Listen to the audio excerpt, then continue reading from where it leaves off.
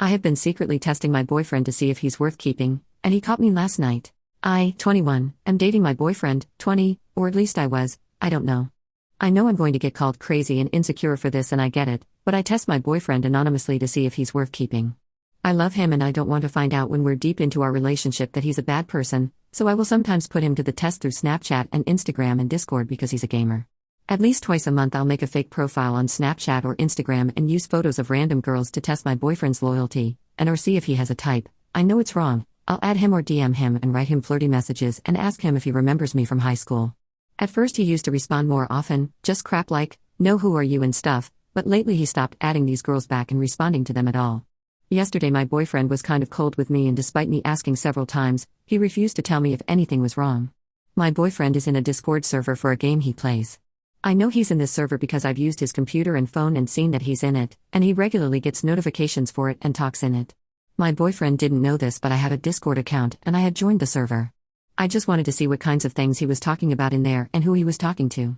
Last night I opened the server through the account on my phone and searched up his username so I could see what recent messages he'd sent.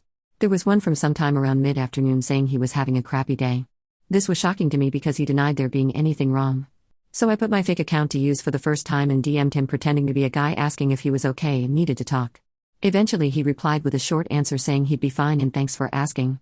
I said okay and asked jokingly if it was girl trouble since I wanted to see if he'd confirm it or mention me. To my shock he said good guess lol.